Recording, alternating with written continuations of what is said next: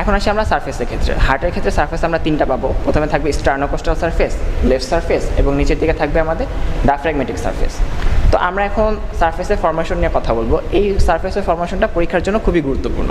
তো ফরমেশন বলার আগে একটা থিওরি আমরা মনে রাখবো যে কোনো স্ট্রাকচারের প্রথম স্ট্রাকচার যদি ইনভলভ হয় সারফেস গঠনের ক্ষেত্রে, যদি তার লেফট অ্যান্ড রাইট পার্ট থাকে, অবশ্যই আমরা মনে রাখবো যেটা উপরের দিকে থাকবে সেক্ষেত্রে রাইট পার্টগুলো ডোমিনেট করবে, যেসব পার্টটা নিচের দিকে থাকবে সেক্ষেত্রে লেফট পার্টটা প্রিডোমিনেট করবে।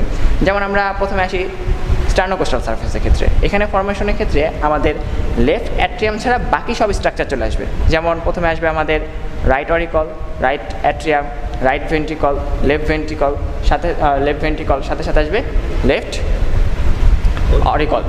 এরপর আসি তাহলে আমাদের ভেন্ট্রিকলের ক্ষেত্রে। প্রথমে যেহেতু আমাদের দুইটা ভেন্ট্রিকল কন্ট্রিবিউট করে, এপাশে আছে আমাদের রাইট, এপাশে লেফট। এটা আমরা দেখতেছি উপর দিকে সারফেস। সো সেক্ষেত্রে